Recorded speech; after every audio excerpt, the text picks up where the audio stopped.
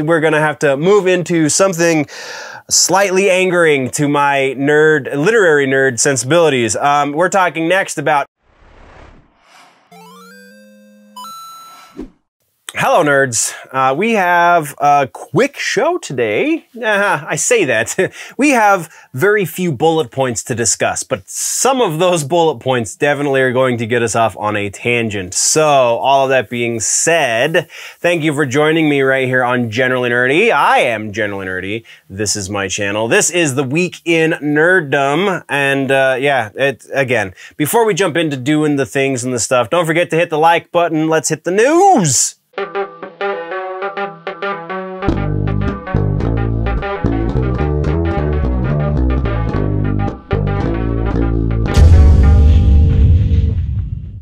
All right, starting in housekeeping, something that I kind of didn't 100% realize until preparation for today's episode is that we're already in October, nerds, which means we are getting very close to that time of the year where I take approximately 2 months off so that I can do things to make the episodes better, because I am a one-man show. I don't have people behind the scenes helping me with well, I do have a girlfriend who sometimes helps me with research, so I can't 100% say that I do all of my own research, but I do all of my own filming and editing and all of the graphics and like 90% of any of the music, audio things that you hear. That's all me. So I don't have a whole lot of time for upkeep throughout the course of the year, which means that at the end of the year, round about the end of October sometimes I wait until mid-November, but by Thanksgiving, we are on hiatus. So that time is coming. We are approximately a month to a month and a half away, depending on how the news cycle goes and how, honestly, things in my personal life go. Partially, we're looking at the, again, I was in a car accident last week, which is why there was only one episode last week, and also why there was no stream last week. Yeah, I'm still dealing with insurance and the person that hit me and all kinds of fun stuff. So, yeah, all of these things going on and also trying to get ready for a new season of the show, we gotta take time off. Long way of saying that. Which concludes the new bits of housekeeping. Then we're going into the push. We are still doing, and honestly, with the push, there has been a little bit of a new development for the push, the social media push, as it were. Apparently, now that Denver Comic-Con is owned by a corporation, their hoops that you have to jump through in order to get media access to the convention have changed, and they now are a little bit harder to get into than Salt Lake Comic-Con. At least last I checked on Salt Lake. I haven't checked this year for Salt Lake Comic-Con, so they very well could have changed their expectations as well. But Denver Comic-Con now wants not 1,000 followers on 2 separate social media outlets, but they now want 2,000 followers on 2 separate social media outlets. However, there is one ray of hope for that. It is a little bit closer than it might seem, because they do count YouTube as a social media outlet. So we're already well on the way there for the 1,000. Hopefully, if we can get multiple social media outlets over 1,000, that will, you know, factor into things. So we are still doing that push, and as part of that push, I'm thanking all of the nerds who are early adopters, who are jumping onto the follows and the subscribes and stuff at this lower level for the channel. Much appreciation to you nerds. These are our shout outs for today's episode. We have one new YouTube subscriber to shout out, Joseph Jones, welcome nerd. And then on TikTok, we have a giant list again. So again, pardon me if I cannot, if I mess up your name, if I don't pronounce it correctly, it's on me. I apologize. So we're starting with Zachary Williams, 98. We have Retro Sammy. I like that name as well. Wacky Daddy 63, The Untheist 2. interesting name there. Alan Adams 06, Futuristic Vest 6, the Blinkseekerr. I hate... I'm saying this because it is the screen name. I hate minorities 696969. Super awesome. Thanks. We also have Jojo Mary 23236, Derpy-0, Wyatt 420, Jorgensen 420, Kitty Light 30. This one's gonna take a second. Dwayne again, Salves 2. Again, sorry if I'm butchering the names. Allenvallejos, Roba. Oh man, Babble00. There we go. Mike Newton 80. Tick. Oh, another one. Tick Sidobai 333. It's tick backward. It's tick forwards and then backwards. Kyle Myers 13. Oh, good lord. Lohlahomasooner. I am so sorry about that one. Lavari 101. Mullet Junior 1. I like that one. Chris and Row 768. Blood Angel. Soincerin. Pi Dad Viegas 7. Cade 20082. Satvikbanakar, my apologies. We have 14bradley.h, godfatherblacklio, Bobby Kennedy 91, Wrestling King 22, Craig Marshall 6047, Chad Mercer 29, rachelorser, I think that's how that is. Carter Newman 87, Diane Key 44, Rachel Adams 549, and Operatorgiz, all following on the TikTok. And then over on the Instagram, we have a couple of new followers there as well. We have Daring _ we have Jaseppe, and then we have a special shout out. If you remember in the previous episode, J Red Art was a new follower on Instagram, and I said if you have your Kickstarter available, then let me know and I will definitely plug it here on the show. So that Kickstarter is kickstarter.com/scrybillycomics/the-body. The link is down in the description. It is a new comic book, so if you are looking to fund some small-time comic art, then by all means jump over to that Kickstarter and pledge just a few bucks if you want and get in on that action on the ground floor. So thank you very much, nerds, for the follow. That is what we have for housekeeping. Let's get into the rest of the show.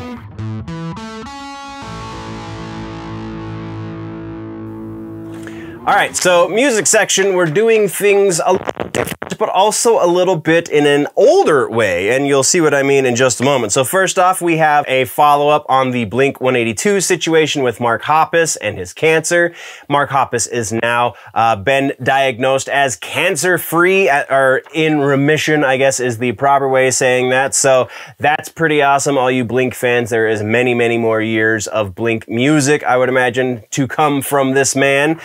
Those of you like me waiting for the new Peter McKinnon documentary will probably see Mark Hoppus in that documentary, even though it's an Angels and Airwaves documentary. Still, Hoppus and Tom DeLonge and all of those guys are pretty close, so I would imagine Pete got to interview all of them. But yeah, so that is where we are on follow-ups. Now comes the new old part. So at one point in the history of the show, I was doing little micro reviews for the new music section of the music section. That kind of went the wayside because of reasons, and there's a lot of factors that go into that. But now that we're kind of playing with the structure of the show once more, I want to see if we can get back into that, because I feel like it's a lot of fun, and it kind of, with the short content being what it is these days, it makes for great short content, and also it makes for a good stopgap between batches of reaction videos. So I am not going to be holding off necessarily for reaction videos anymore, unless, you know, I'm introduced to something huge or whatever. That's still working out in the details. But right now we have some new music to discuss. So our first piece of new music is Bullet For My Valentine has just released the video for their song Rainbow Veins. If you remember, I kind of praised the new Bullet For My Valentine material because it's much more aggressive, much more technically proficient than previous outings, at least the previous stuff that I listened to years and years ago when they first kind of hit the scene. So this new song honestly is not quite to the same level as the rest of the new material I've heard from this new record, but Rainbow Veins is definitely still a vast step up from their early stuff that I was not a huge fan of. So if you like Bullet For My Valentine so far, this whole record is definitely worth a listen. This new song, there's good flow to this new song. They definitely play with the dynamics of songwriting, ups and downs, and so on and so forth.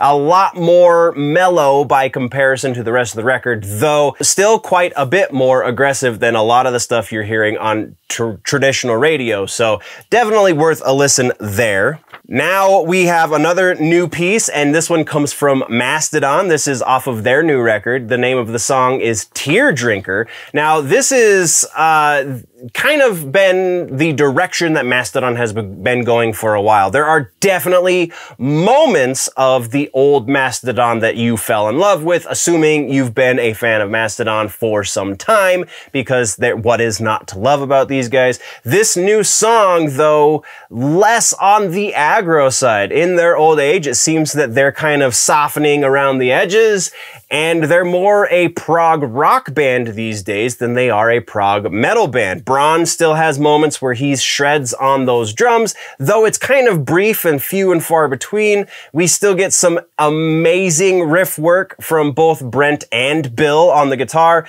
and we have some fantastic vocal work from Troy and Brent as well. And this song, from what I could tell, does not feature any vocals from Braun, but he is a vocalist in the band as well. So this song specifically, Tear Drinker, very atmospheric. It feels gigantic. I really like the production on here. Just kind of a little off-put. I want a return to those aggressive days. This is definitely not that. This is something that would feel right at home alongside Opeth's Heritage record, perhaps. Honestly, again, this is the direction that Mastodon has been going for some time. Their last 2 or 3 albums have kind of been in this vein. They're steering a little bit more away from those aggressive sounds, but that's not necessarily to their detriment as far as them being amazing musicians. They will always be that. It's just not as much my cup of tea as it once was. That's what we've got for that one. Now we're talking about the Limp Bizkit Dad Vibes official release. They did actually officially release this, even though the link that you're going to find down in the description takes you to the Limp Bizkit Brazil YouTube channel.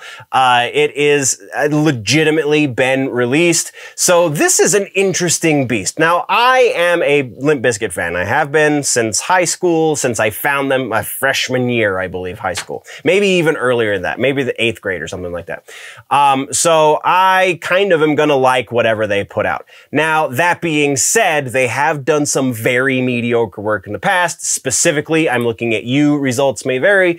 And also their greatest hits record was kind of, I don't know if these are the greatest hits. These are just the popular ones. Anyway, so this new Dad Vibes song, this is, I can say with pretty good confidence this song is going to fall later in the record, because this is in the line of an End Together Now or something more mellow like that, where Fred is trying to flex a little bit lyrically, but the rest of the band is kind of stepping back. Now, I say that, but then I'm also going to say this. This also is a great bounce riff. It is very subdued musically as far as the production goes, which, again, is to be expected considering this is a more lyrical song for Fred. It's not an introspective song, so don't get me wrong there, but it is definitely more lyrical. So if you like Fred's vocals, as far as the more hip-hop style of his vocals goes, then you're probably going to like this. But production-wise, it seems like they wanted to make this really bouncy, fun song, but because of the way the album laid out, it turned into this, and that's not necessarily a bad thing either. I actually dug this one a lot. So if you are a Limp Bizkit fan, or if you just like fun tunes to goofy lyrics because dad vibes, come on now, what the heck kind of title is that? But still a lot of fun in this song. And then our final piece of new music for this episode is The Devil Wears Prada. The name of the song is Sacrifice. So Devil Wears Prada is a band that I have a very up and down relationship with. Devil Wears Prada, years and years ago when they were still brand new, and the name was still kind of clever, maybe it wasn't ever, I don't know. But when they were still brand new and they're still writing those goofy scene songs that had the titles that were potentially more lyrics than the actual song itself, I couldn't stand them. And then they kind of made this shift into something a little more resembling hardcore, metalcore, or something in that vein that was definitely right up my alley, and I started to really have an appreciation for them. They did that Zombie EP, they did a number of things that I really, really dug, and now they're kind of making this shift that Finn McKenty would call the butt rock shift, because they are sounding like one of those bands that gets played on one of those radios that says nothing but rock. So yeah, that's kind of where they're at with this, but there's still this weird element vocally and even songwriting wise of those scene days from when they were much younger that really doesn't mesh with their sound, where they're at in their sound. This was unremarkable all over. The only part that really got me bobbing my head was the very, very end. They have this, it's kind of a C section or a D section even, that gets really groovy and is actually kind of heavy, whereas the rest of the song is more introspective, more trying to do things with layers that just don't really work as well as they should. And then you get to this groove at the end of the song that lasts all of 10, 15 seconds, and you go, oh, but that was the best part, what happened?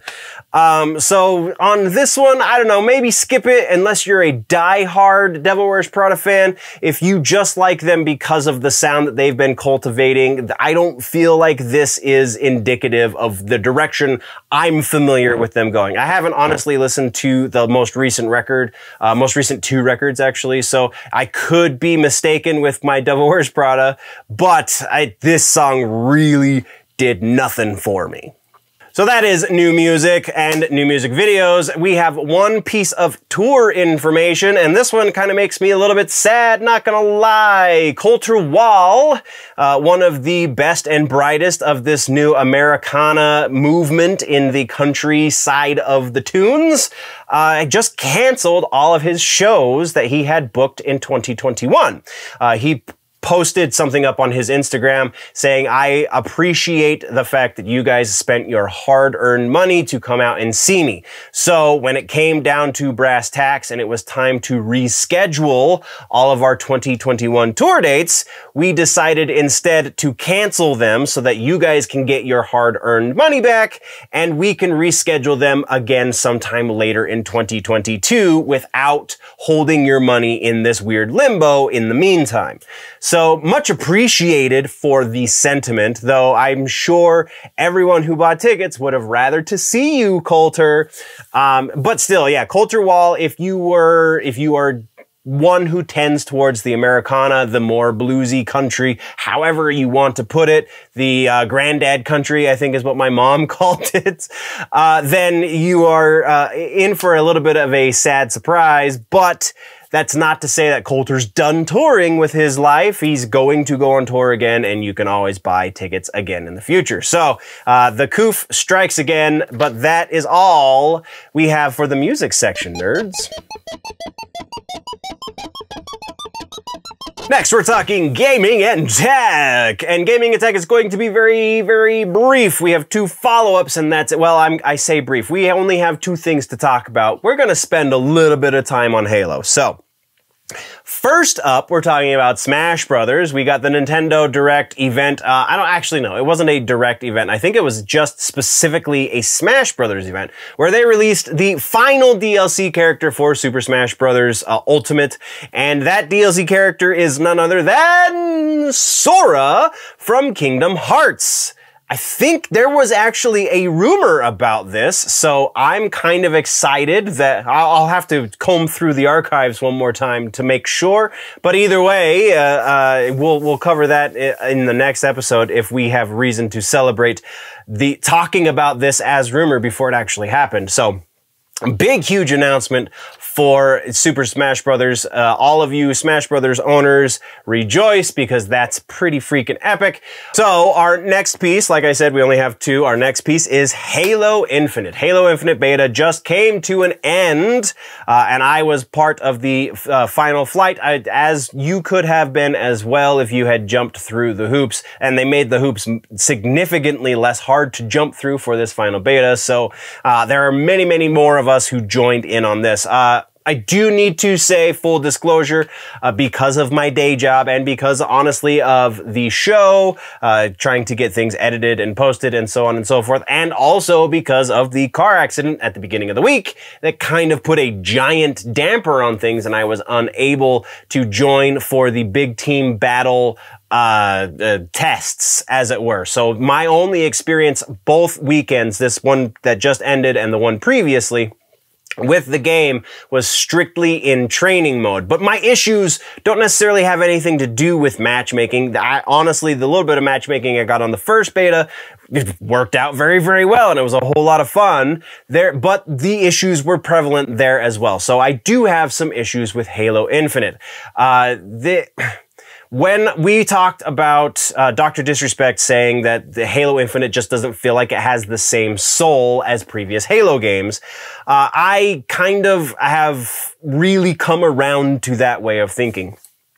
There is just the feel of these weapons does not feel like the Halo that I know, that we all have known for years and years, for the last 25, I believe, 20 years, whatever it is, since Halo Combat Evolved came out.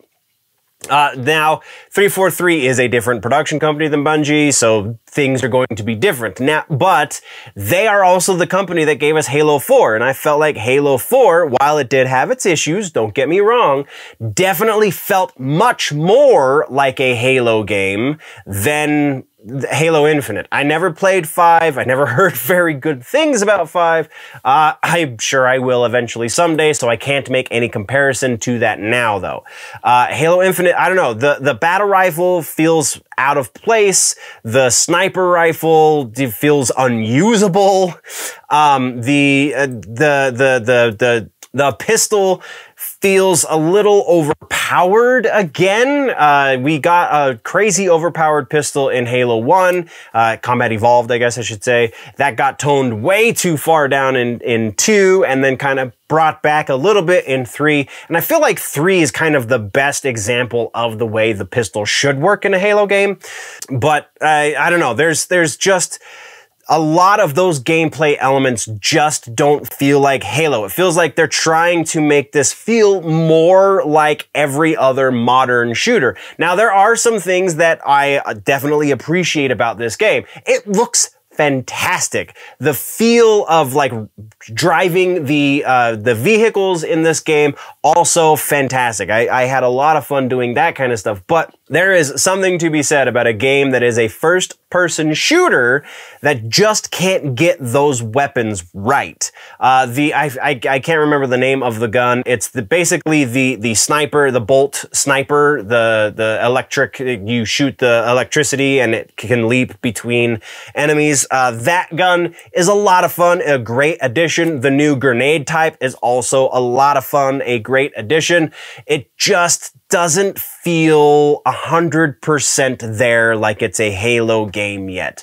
There is still plenty of room for that to happen. There is a great possibility that they could work out these bugs, balance these weapons back to where they should be to feel right. And just to kind of compare and contrast, I hadn't played Halo for a little bit before this beta. So once I was done with the beta, I picked up Master Chief Collection one more time, and everything felt right. Everything in CE, in 2, 3, and 4 even, just felt like Halo. Halo Infinite, there's something lacking that they need to find in the balance of those weapons, in the balance of all of the weapons, really. We could go through the list of the weapons that were available to us in the beta, and I could tell you what felt wrong about each of them, but then we'd be here for a half an hour, and we don't have that much time to talk about Halo. So, the long and the short of it is, this is definitely a strong entrance into the Halo canon for 343 Studios. Let's be very specific there. But it still does not hold flame to those first 3 games. And there you go. So, that is what we got in gaming and tech.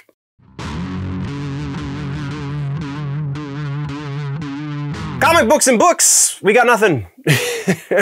So yeah, I will take this moment one more time just because we need to put something here for the clip show. If you are watching this in clips, then there is a follower of mine who is doing a Kickstarter for his very own comic book. It is live right now. You can find the link down in the description, or you can go to kickstarter.com/scrybillycomics/the-body and go support some small comic book artists who are not part of the big two, but are still trying to make a living. So that is what we're going to do for comic books today. Let's move right along.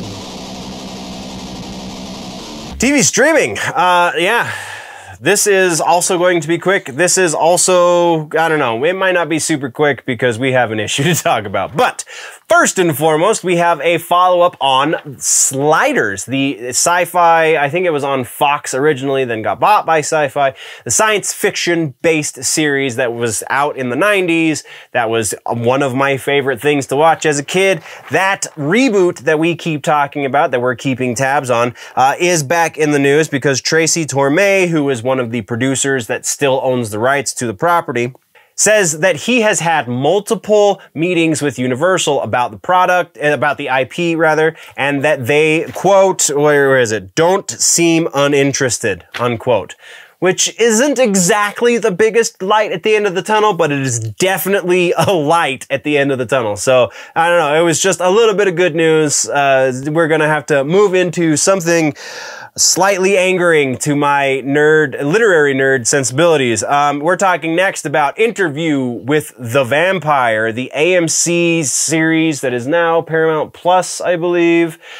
We have another casting announcement for Interview with the Vampire, and that is Claudia. Claudia is now going to be played by an actress named Bailey Bass. Bailey Bass is an 18-year-old actress who is also going to be in the Avatar sequels, and that was the only thing of note in her biography. All right, so we have issues. We're not going to touch on the Queen of the Damned movie because there's way too much wrong with that movie. It's not even Queen of the Damned. It's actually the Vampire Lestat, but whatever. Lestat, sorry.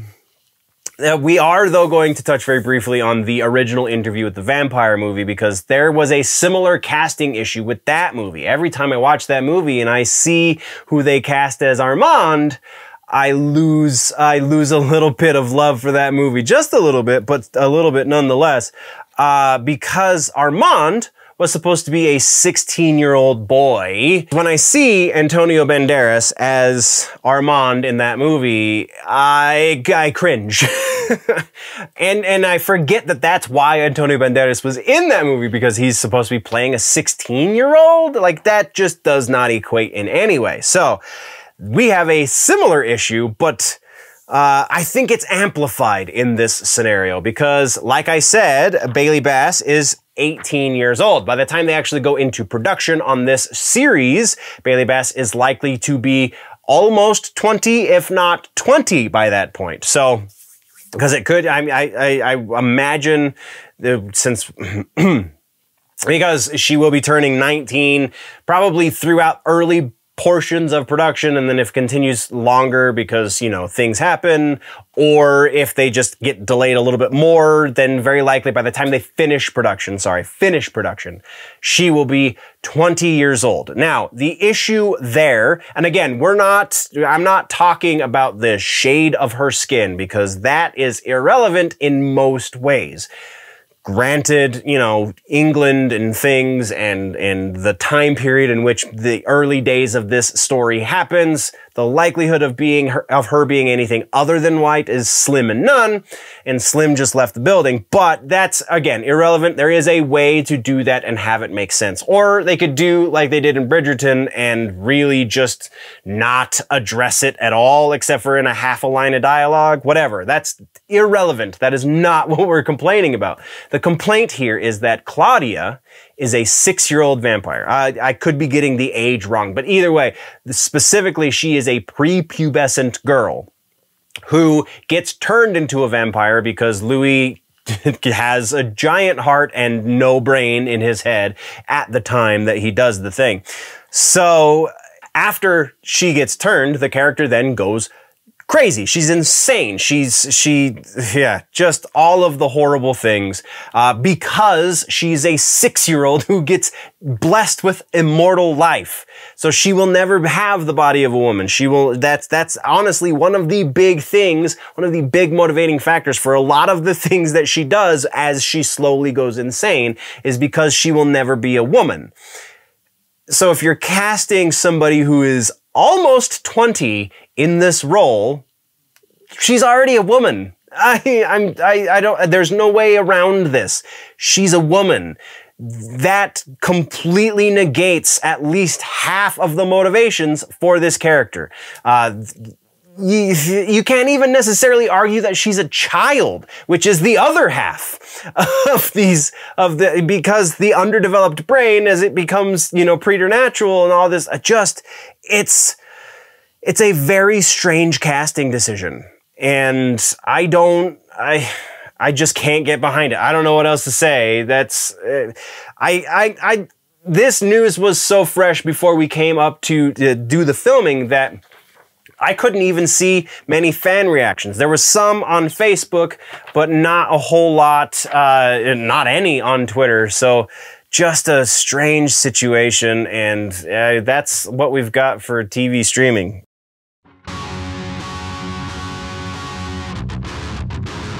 Movies, like the rest of this episode, gonna be a little quick. So let's start at the start.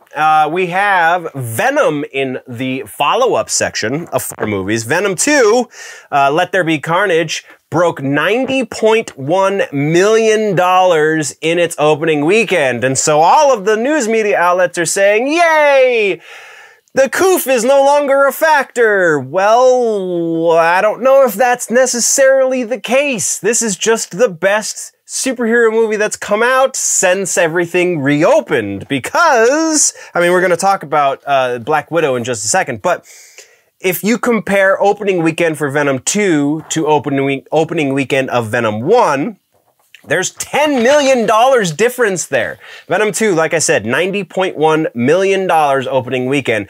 Venom 1, $80.2 million opening weekend. And I think these are just domestic box office. So that's not even factoring in the international box office, which is even larger.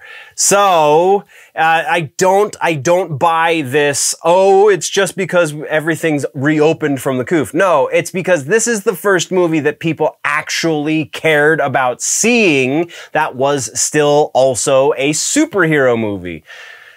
I don't know how hard this is for people to understand, but yeah, so Venom 2, rock and roll, giant weekend. I hope it makes all of the money and I hope it proves all of our points, but we must move along. Our next piece, like I said, is going to be Black Widow. More fallout from the Black Widow release. Scarlett Johansson was just settled out of court with Disney. So we don't know the exact numbers. There is potentially more money here than is being reported, but we do know that they are reporting to have settled with Scarlett Johansson for $40 million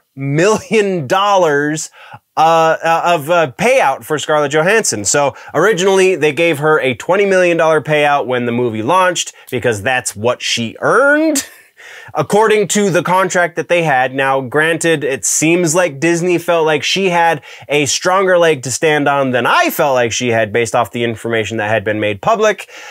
So I don't know, maybe I misread the situation. Either way, I will eat that crow. Thank you very much. But yeah, $60 million is a pretty hefty chunk of change considering that the movie at this point has only made $380, and it doesn't look like it's going to be skyrocketing anytime soon because it's about to be for free on Disney Plus very soon. So yeah, I don't know. That's just a weird one. So we're going to move right along. We have another court case that has kind of sort of been settled that we've been keeping tabs on, and that is Friday the 13th. The court case for Friday the 13th has been settled in favor of the writer who wrote the original screenplay.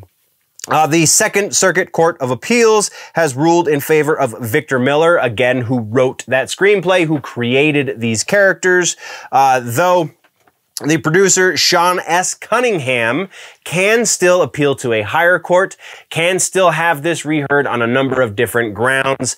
This is a pretty big W, not just for Victor Miller, but also if you go back to our previous episode where we were talking about the issues with Disney Marvel, the creators that are suing Marvel and therefore Disney by association, because their ancestor, the person who created these characters, wasn't getting paid properly. They should be the ones who maintain the rights to these characters. They are not, because shady business dealings.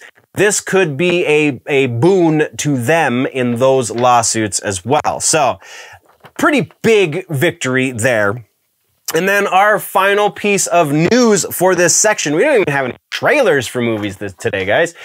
So our final piece of news for this section is a follow-up on the Blade movie with Mahershala Ali. So, Blade, it was released from Disney India, I believe, the Indian Disney account on Twitter, I think. They were talking about release dates, and they said that the release date for the new Blade movie was sometime in 2022, I believe October of 2022. And so everybody started pooping themselves. What? We're gonna get 7 Disney movies in 2022? No, no, no, no, no. Children, listen. So, when you make a movie, it takes a long time to film. There's the first piece. The second piece, then it takes even longer because it's a superhero movie done by Disney Marvel, takes even longer to do the post-production, which is adding in all of the special effects. They haven't even gone into primary photography yet. That's not scheduled until later next year. So, no, we're not going to be seeing the Mahershala Ali Blade movie in 2022. They're going to go into production in 2022. The release date that was being discussed has just not been updated for whatever reason since before COOF lockdowns. So that is the thing. There was a bit of a mistake and people lost their minds. So hopefully I just put you at ease a little bit. I don't know. But yeah, that is all we have for movies. And now the rumor mill. let's do this. All right, so we have a few rumors to talk about, but it's, again, quickie episode mostly, kind of, sort of, unless you know, count my ramblings, whatever. So first rumor in the rumor mill, we have no confirmations, we have no reputations. Jumping right into rumors is the Punisher. So we have word that Jon Bernthal is in, quote, aggressive negotiations to reprise his role as the Punisher in the Moon Knight series over on Disney+. This one has kind of been in some form for some time. This is the first time we're getting specifics as to which series he's very likely going to be in. So I think that kind of lends to its credit, but it's not the best source ever, like at all. But multiple places are picking it up like it is a pretty decent source. So I don't know. It's a weird situation. I can't give it too much credence. The only thing that is really, really playing in its favor is the fact that it is so persistent. Because like I said, this source is not the best, but the previous source is not the same. So, I mean, that kind of builds as more sources get the information, then that builds on its credibility. But, we still can't go over 50%. We're sitting right at 50% on Jon Bernthal being Punisher in the Moon Knight series. Our next rumor has to do with the Echo series, also coming to Disney+. Also rumored to have something from the Netflix series of series of shows that kind of were Marvel adjacent, even though they were technically Marvel characters. And that is that the Daredevil cast is said to be coming back. What degree of the cast is going to be all of the cast that's going to come back? Who freaking knows? The rumor does not specify that. All the rumor says is that the Daredevil cast will be coming back like it's season 4 of the Netflix series for a quasi-soft reboot. Some people who have heard this rumor kind of were like, well, why would they do that to Echo? They're gonna nudge Echo out of her own series. No, the vocabulary might not be the best to say that it's going to be like season 4, but it is going to be all of those characters is kind of the implication. So, this is a decent rumor, not exactly the best source, but definitely not nearly as bad as the Punisher source. So, we have a little bit of room to play with it there. It just, the thing that I think that is counting against this is that it says the whole Daredevil cast. And that's the first time that we've heard such thing. And we've heard from Deborah Ann Woll that she is not going to be reprising her role from that series. So that kind of discredits that, at least to a certain degree. So we're sitting right about 50% on this one as well. Our next rumor has to do with Silent Hill! Silent Hill! This is actually the same freaking rumor we've been talking about for months. And I'm pretty sure it's the same source. I don't know why it kicked back up in popularity in the rumor mill, but for whatever reason it did. Last time we addressed it, we gave it about a 60, 65. No, actually it was a 65, 70. This time we're gonna drop that a little bit. And let's talk about that first. So the rumor is that there are 2 Silent Hill games currently being worked on. One by Konami, one by a third-party publisher, both set to be released sometime in the not too distant future. That is pretty much what this rumor goes on to say. Because this is the same thing, I think July was the last time we talked about this, because it's the same thing from July and nothing has changed about it, I feel like that is the reason why we are going to drop this down ever so slightly in the likelihood department. So we're going to go to 60% likelihood that there are 2 Silent Hill games being worked on, and one of them by Konami, which is a theme in the rumor mill today, because we do have a number of Konami rumors. Our next one has to do with Metal Gear 3. Metal Gear Solid 3 Snake Eater is reportedly getting a remake, not a reboot, not a port, a proper remake, also said to be being worked on by Konami. The interesting thing about this is that it does specify that Hideo Kojima will not be associated with it, though he will be listed as a consultant, according to this rumor, which I think is the thing that really kind of shoots this rumor in the foot. 30% likelihood that Konami is actually working on a remake for Metal Gear Solid 3. That would be a great game for them to get back into the Metal Gear game with. It does not ring true in a lot of ways. Though the source is pretty solid, I still can't give it too much credence. And then our final rumor for this episode has to do with one of my favorites. Injustice 3 is rumored to be getting its announcement at the DC Fandom event later this month, actually. So the source of this actually is just speculation, but it's speculation based on the announcement that Ed Boon is going to have screen time for the DC Fandom event. He is going to be there. That has been made known to us. And so if he's going to be there, if he's going to be announcing something, gee, I wonder what Ed Boon, the studio director for NetherRealm Studios, which is the studio that created the Injustice series of games, I wonder what that guy could be announcing at DC Fandom. So I would be very surprised if it wasn't an announcement for Injustice 3, because, I mean, honestly, let's not kid ourselves. It's going to be Injustice 3. We're putting this one, though, at a conservative 75% likelihood. And that, my nerds, is everything we have in the rumor mill.